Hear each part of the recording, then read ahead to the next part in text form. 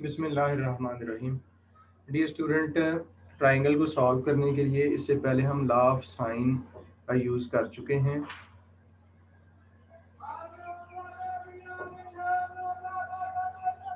वो ये था A over sine alpha equal to B over sine beta is equal to C over sine gamma.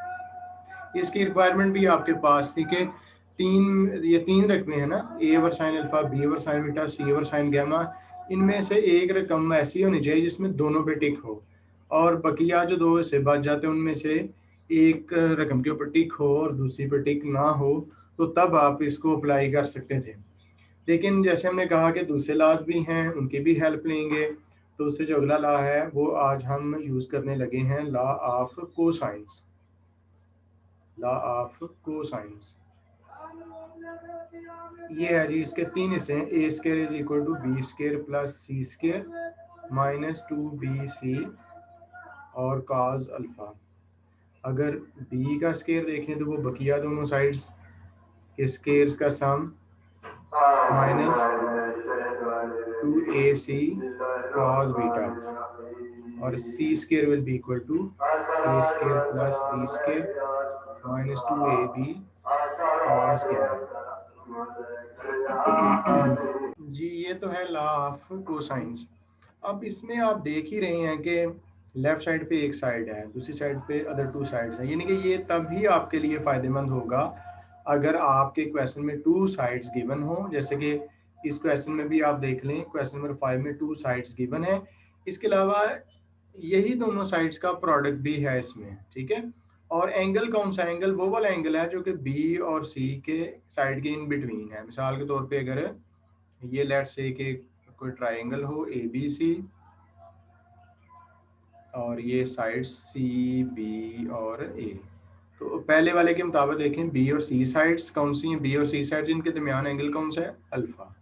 इसका मतलब ये हुआ कि लॉ ऑफ कोसाइन तब आपके लिए फ़ायदेमंद है जब आपके पास टू साइड्स हों और उन दो साइड्स के इन बिटवीन, जिसे कहते हैं angle between these two sides, वो गिवन हो, तो तब आप लॉ ऑफ कोसाइन का इस्तेमाल कर सकते हैं।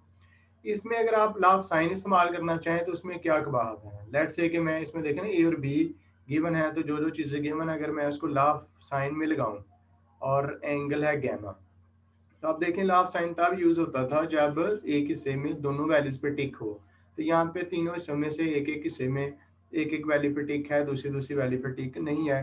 तो अगर आप पहली को दूसरी के बराबर भी रखेंगे तो इसमें दो अननोन आ जाएंगे, आप ट्राइंगल को सॉल्व नहीं कर पाएंगे। तो इसका मतलब ये हुआ कि ये वाला जो क्वेश्चन है वो लॉ ऑफ साइन की मदद से हल नहीं होगा, तो फिर हमने लॉ ऑफ कोसाइन ट्राई करना है। बाज़ क्वेश्चन में खुद ही कहता है कि जी आप इसको लॉ ऑफ कोसाइन से करो या ऐसे करो। इसके अलावा इसमें एक एंगल गिवन है, अगर दो एंगल्स गिवन हो तो फिर थर्ड एंगल फाइंड होता है, अब वो भी नहीं हो सकते। लिहाजा अब आपने इसमें लगाना है जी law of cosines, using law of cosines. उसमें ए और बी साइड्स गिवन है, तो ये इसका लॉ ऑफ कोसाइन का तीसरा हिस्सा इसमें लगाएंगे, यानी कि C square is equal to A square plus B square minus 2ab और कॉस गैमा। तो आइए ये सारी वैल्यूज इसमें पुट करते हैं। ए का स्केयर लिखेंगे वो है जी 7 का स्केयर, प्लस बी का स्केयर लिखेंगे वो है 3 का स्केयर, माइनस 2 टाइम्स ए और बी 7 और 3 हैं, और देन एंड पे क्या आएगा? एंड पे आएगा कॉस 38 डिग्रीज और 13 मिनट्स। अब आपका काम है कि कैलकुलेटर पकड़ें और इस सारे का ना आंसर आप ये ऐसे ही टाइप करते जाएं, तो इन दी एंड आपको इक्वल दबाएंगे, प्रेस करेंगे इक्वल, तो देन आपको आंसर मिलेगा 25। ये अब न्यूमेरिक कैलकुलेटर का काम है जी। ये आप ऐसे ही टाइप करें, ब्रैकेट स्टार्ट 7 का स्केयर प्लस ब्रैकेट 3 का स्केयर माइनस 2 ब्रैकेट 7 ब्रैकेट 3 और देन कॉस ब्रैकेट, इसी ये भी ब्रैकेट में लिखें।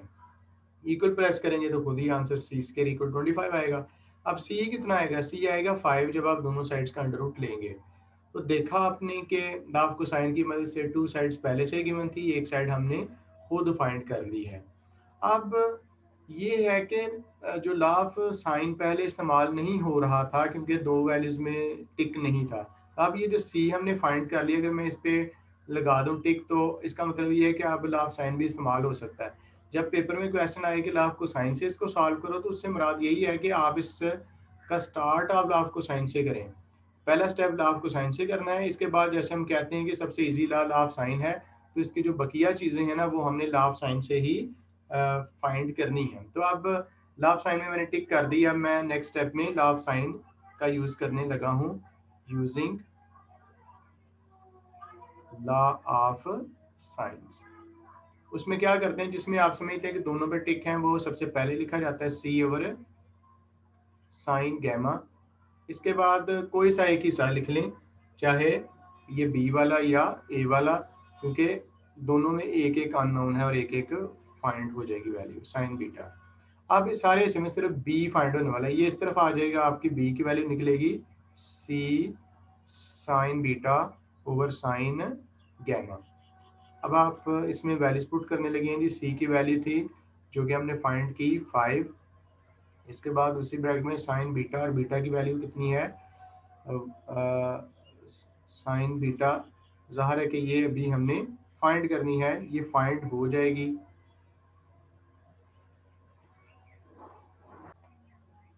हाँ जी देखें,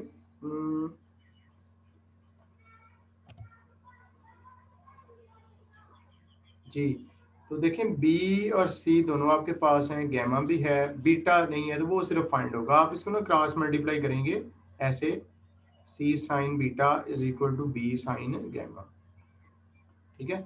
और यहाँ पे रह जाएगा sine beta equal to B sine gamma over C. Further sine beta इसकी वैल्यूज में पुट करने लगे हैं, बी की वैल्यू है जी 3 इंटू साइन गैमा, गैमा की वैल्यू ऊपर लिखी हुई है 38 डिग्री 13 मिनट्स, और नीचे आ गया सी, सी की वैल्यू कितनी है वो हमने फाइंड की है 5। तो सारे का जो आंसर आया वो हमारे पास 0.37। अब देखो ना, ये तो आया है साइन बीटा, मतलब साइन बीटा की वैल्यू आई है 0.37। अब बीटा फाइंड करना हो तो वो कैसे आएगा, ये दूसरी तरफ जाके बन जाएगा साइन इनवर्स 0.37। अब ये कैलकुलेटर का इस्तेमाल है, इसमें आंसर वो इशारिये में देगा, पॉइंट्स में देगा, लेकिन आपने उसको डिग्रीज और मिनट्स में चेंज करना है। वो बटन प्रेस करके जो डिग्री और मिनट वाला है, तो ये आ जाएगा 21 डिग्री और 47 मिनट्स अप्रॉक्सीमेटली, ठीक है जी। अब आपका ये दूसरा एंगल भी आ गया, आखिर में रह गया जी तीसरा एंगल। तीसरा एंगल कौन सा जी, अल्फा। वो कैसे आप निकाल सकते हैं, 180 डिग्री में से ये बीटा भी माइनस कर दें, गैमा भी माइनस कर दें, और फिर कैलकुलेटर का ही यूज़ है। बीटा की वैल्यू अभी आपने लिखी 21 डिग्री 47 मिनट्स, और गैमा की वैल्यू सबसे पहले गिवन थी 38 डिग्री और 13 मिनट्स।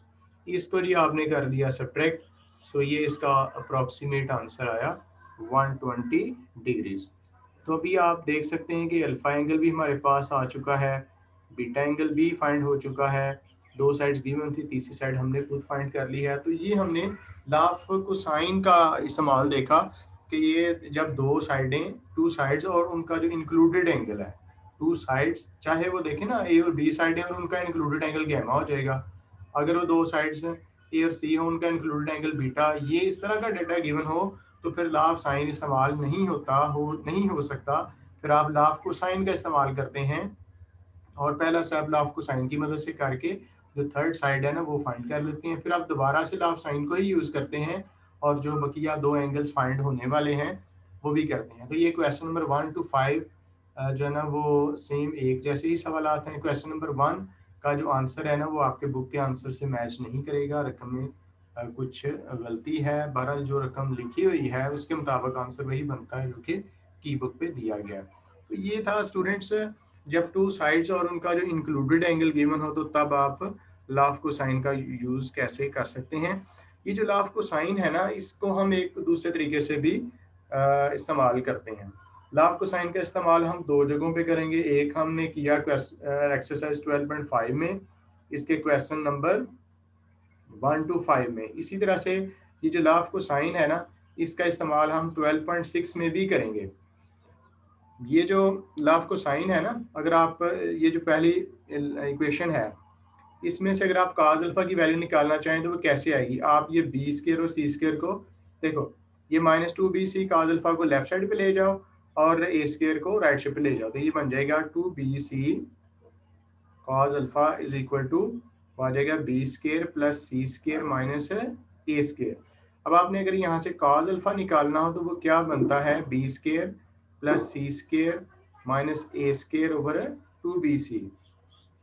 ठीक है, इसी तरह से अगर आप दूसरी वाली इक्वेशन में से cos बीटा की वैल्यू निकालेंगे तो वो आएगी A square plus C square minus B square over 2ac। इसी तरह से जो तीसरी लाइन है इसमें से अगर आप cos गैमा की वैल्यू निकालेंगे ना तो वो आएगी A square plus B square minus C square over 2ab। तो लाफ कोसाइन की ये दूसरी शेप ये भी है, लेकिन इस शेप से एंगल फाइंड होते हैं। ये जो शेप्स थी इनसे साइड फाइंड होती है, लेकिन इसके लिए दो अदर टू साइड्स गिवन होनी चाहिए और उनका इंक्लूडेड एंगल।